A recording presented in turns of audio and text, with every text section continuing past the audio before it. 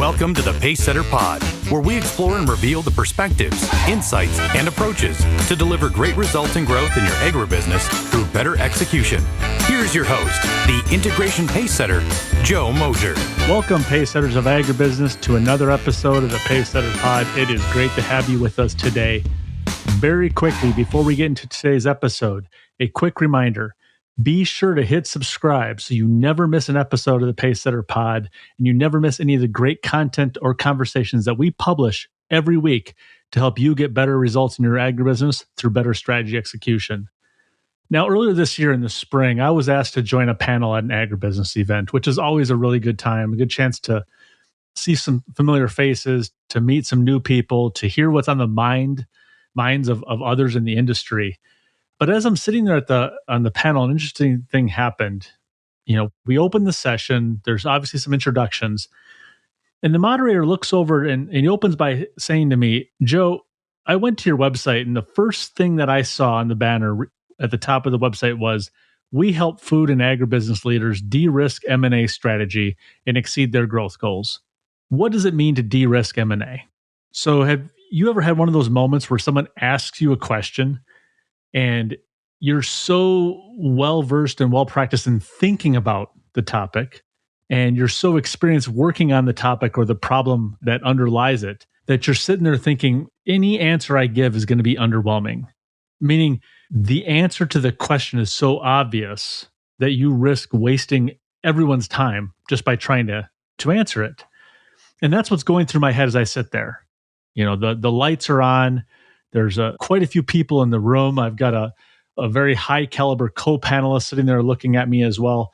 And I'm armed with countless examples of what it means to de-risk M&A. But I'm also feeling a little self-conscious. I'm feeling like, okay, I can answer this question, but everyone must already know this stuff.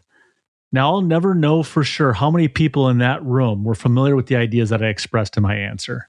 I don't have any sort of reliable count on how many folks in that room learned something new versus maybe were reminded of something important that they had previously understood or been exposed to, or how many were let down by the obviousness of my answer.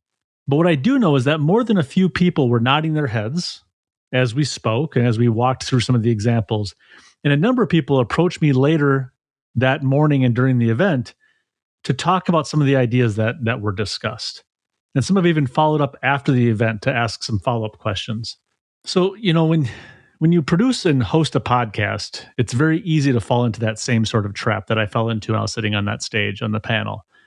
The trap of assuming that everyone knows what you know, assuming that everyone spends as much time as you do thinking about a specific problem set, believing that if everyone knows, of course, what you know, then no one needs to hear what you have to say.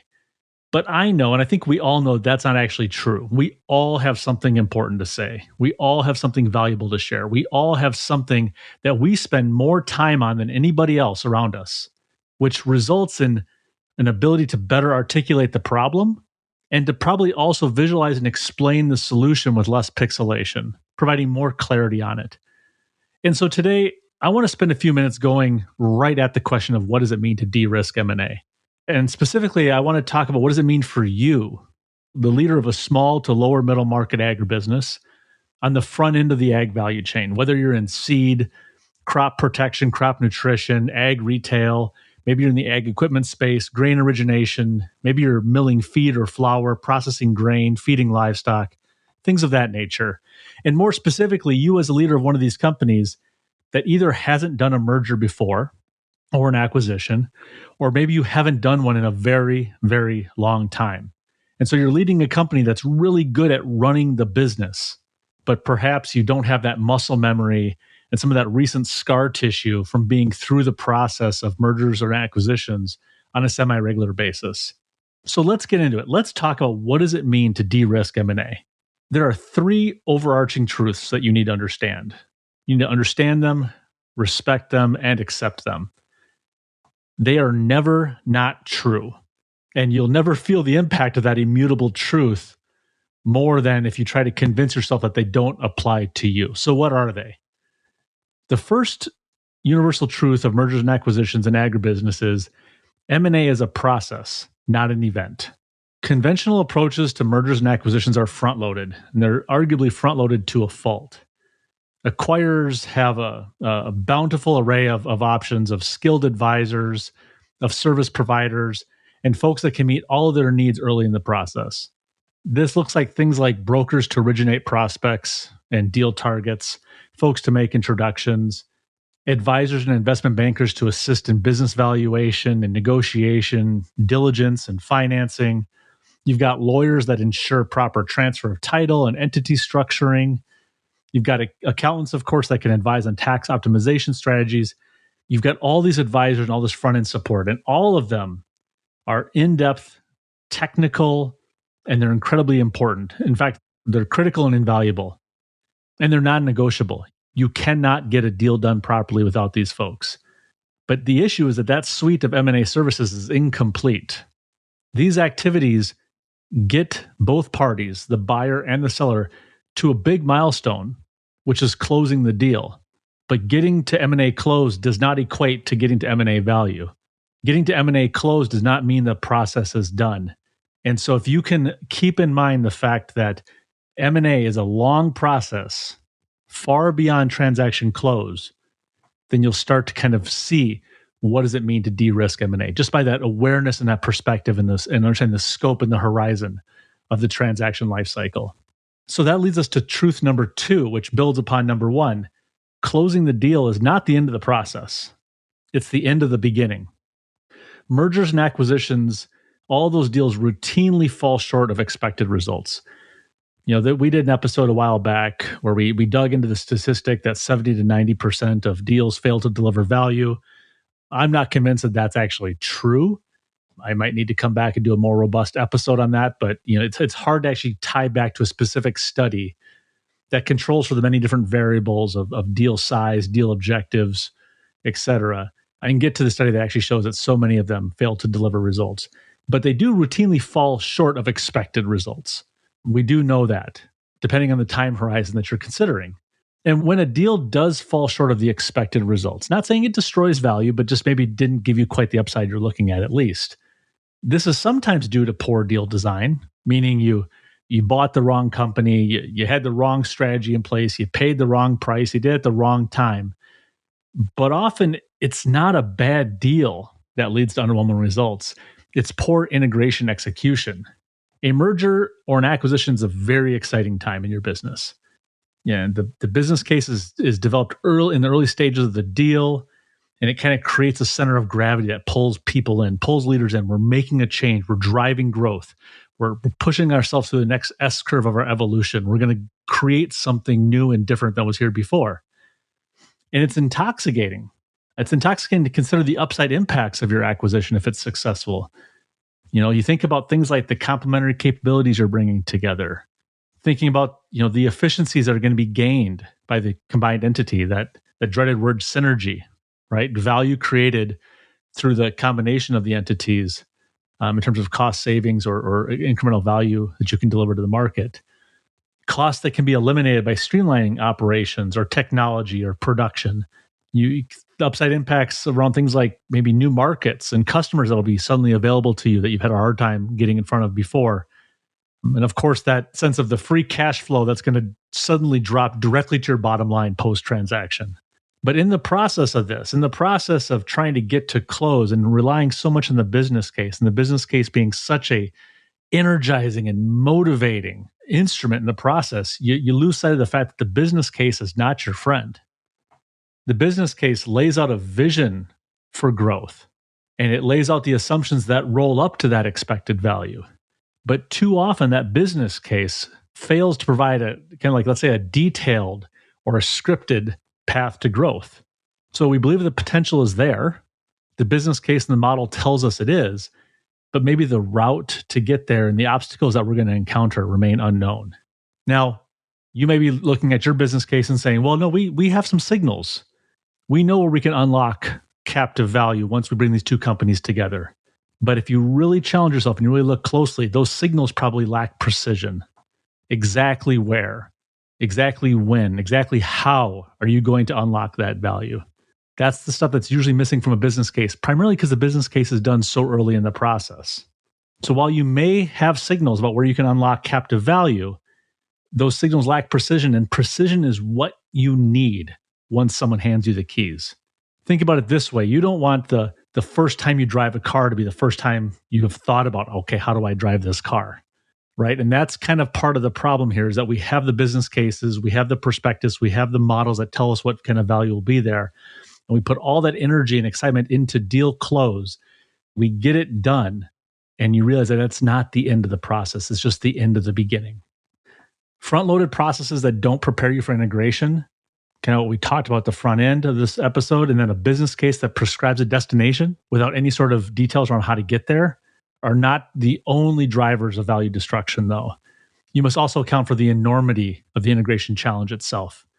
And that brings us to the third and final truth that I want to talk about today, is that integration is the hardest part of the M&A process, hands down.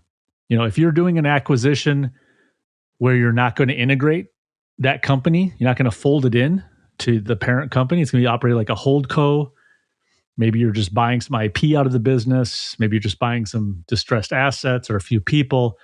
Then maybe it's a little bit different. But if you're actually buying a company and saying, we're going to fold this in, that is an incredibly demanding process. And it's the hardest part of the M&A process. When you attempt an integration, you are putting intense pressure on every aspect of your business.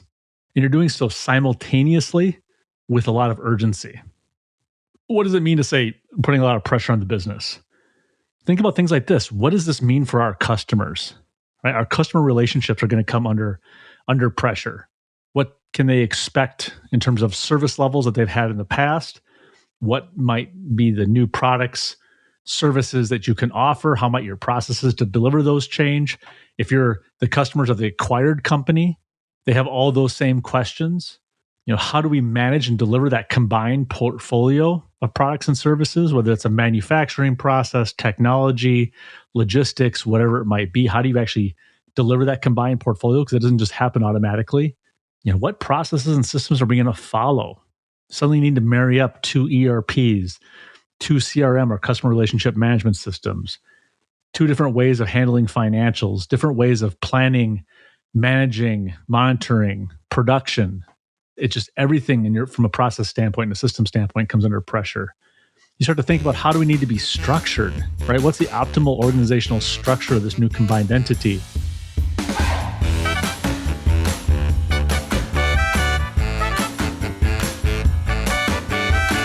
Poorly executed mergers and acquisitions destroy more value than they create. They can set your company back years. To defend your firm's position in the marketplace, you need access to the leading practices that unlock the greater potential of your people, processes, and systems. If you are undertaking a company transformation or pursuing an acquisition as a vehicle to grow, set up a call with Joe by visiting www.moshercg.com. And from a culture perspective, an operating model perspective, where are decisions made? How are they made? How are decisions communicated? Are we going to be decentralized with hyper-localized decisions? Do we hold decisions at the center? Do we have equally distributed talent and capabilities in the business? I mean, all of these things are incredibly important. They're incredibly urgent, and they're happening at the exact same time. And underlying all of it is, the question of culture. And we spend a lot of time in this podcast, and there's a lot of literature out there around the role of culture in M&A. And I agree with all of it wholeheartedly.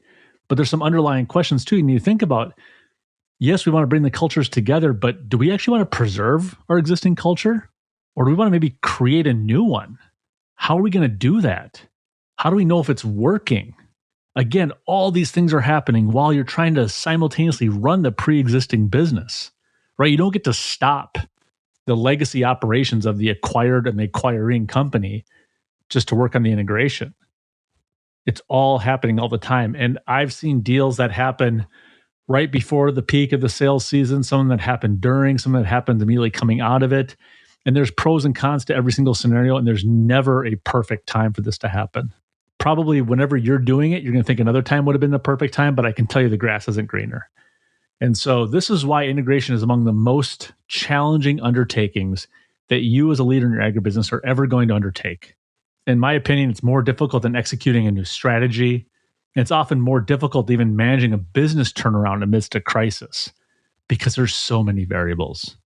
There's so many variables. It requires thousands and sometimes maybe tens of thousands of important, difficult, and time-sensitive decisions.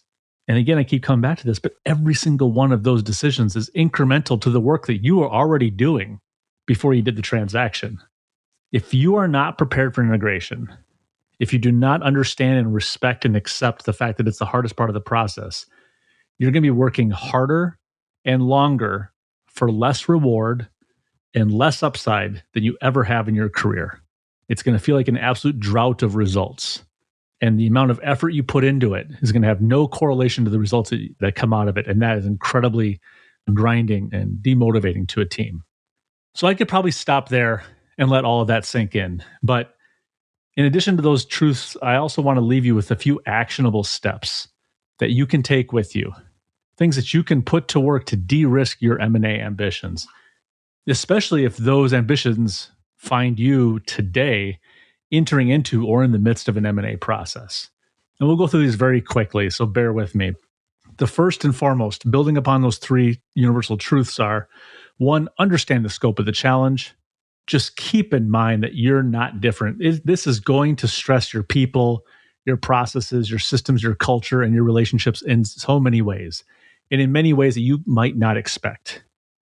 And especially so if this is not something you do on a regular basis.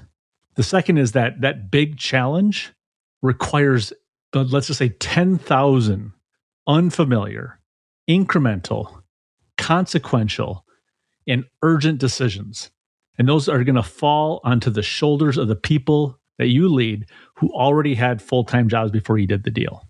So all that big challenge we talk about and all those decisions that it manifests as, they fall on your people and they're already pretty busy. I doubt there's anybody listening to this that says we run long people and we have the excess capacity with the competency and experience to absorb the work of integration, to absorb the work of M&A deal making in addition to their day-to-day jobs.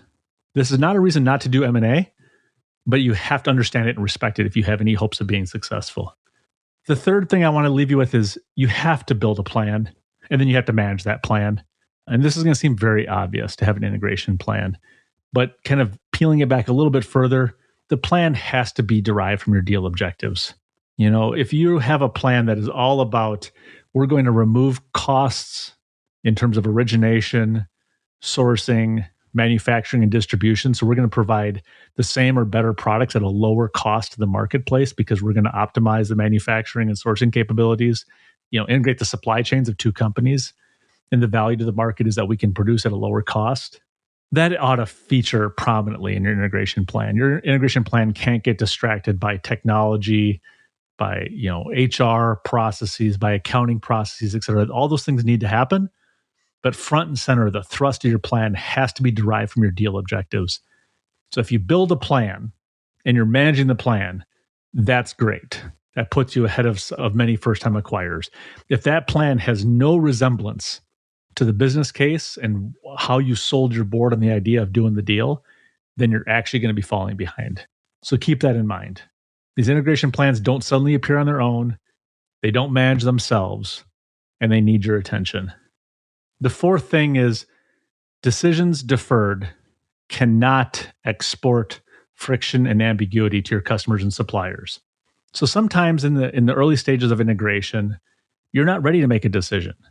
Either you don't have enough information, you want to see how things play out, you recognize we have to prioritize, we can't do everything at the same time, so we're going to defer this. We're going to live with this ambiguity of dual processes or competing products or a lack of clarity around, who calls on who in the marketplace. If you're not ready to make a decision, that's fine, but you own and manage that pain that ensues, not your counterparties. So, if you're going to have to defer a decision, just make sure that the pain of managing the complexity around that deferred decision is taken in-house.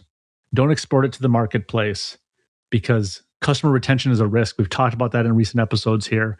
And if you're putting friction on your suppliers or on your customers and your counterparties in the marketplace, and you're asking them to be patient, and in the midst of their patience, also you handle the pain of this decision that we're not yet ready to make, they get other folks calling on them too. and you're giving them every reason to pick up the phone and listen intently to what they might be able to do with someone else. And then the fifth and final thing here is there is an information asymmetry, meaning an evenness in the volume and the specificity of information available. And you're going to experience this information asymmetry during diligence and the pre-close process. Diligence is great. You see under the hood, you see a lot of things. It helps to validate some assumptions, challenge other ones, give you a sense of the true value of the business and how you might bring them together. But it's still not everything. You're not going to know everything. And that asymmetry exists, and it's going to collapse as soon as they hand you those keys. Those first 90 days, in particular, post-close, are going to be so rich in learning. And I said before that you have to have a plan. You have to manage the plan. The plan has to be derived from your objectives, and that's all true. But having that plan doesn't inoculate you from that uncomfortable fact that new information becomes available as you go. So having that plan is important, and having the ability to adjust the plan to this new information, to this new knowledge and set of facts that emerge and evolve after close is really important. You don't want to be just flailing along and responding to each new surprise, like a fire drill. So you have your plan, you get aligned around it, and you need to have good governance in place and be adaptive such that when new information comes to light, that changes the sequence of activities, changes the rationale for certain activities integration, changes who does them, where they get done, etc. As that new information comes in, you have to have a feedback loop that'll allow you to change, amend, modify, and ultimately improve your integration plan. And that's how you're going to help get the smoothest, quickest, most effective integration completed. So let's recap. We covered a lot of ground today, but let me recap very quickly. The three universal truths we started with at the top. M&A, mergers and acquisitions, is a process, not an event. Deal close is not the end of the process. It's the end of the beginning. And integration is the hardest part of the M&A process, the hardest part of the life cycle. So all that excitement and everything front-loaded, that's great. Enjoy that. It's a tremendous experience. It's a tremendous time for the team, for the leadership, for the ownership. Enjoy the PR, but recognize that the hardest is still in front of you. And beyond those truths, we'll recap again, things that you can take with you to help de-risk M&A in light of those truths. Understand the scope of the challenge, respect and anticipate the stress of all those incremental demands that challenge is going to require, build and manage a plan and ensure that it's derived from your objectives. Don't export friction from deferred decisions to your counterparties, whether they're suppliers or customers. And make sure you maintain agility in your integration activities as that information asymmetry collapses post-close. And of course, one final comment here, just talk to people. Talk to your mentors. Talk to previous managers who've been through the process. Reach out to some of the many guests we've had on this show that have shared their M&A stories and journeys. You have their contact information or the LinkedIn profiles in the show notes. You can reach out to them and see if they'd be interested in a conversation. I'm sure that many of them would.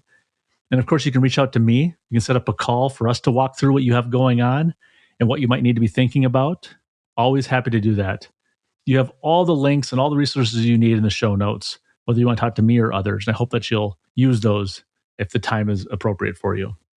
Back to where we started. Some of this will be known to some of you, and perhaps all of it is obvious to a few of you. But I don't think that should preclude us from talking about this, as I think it's a huge benefit to our industry.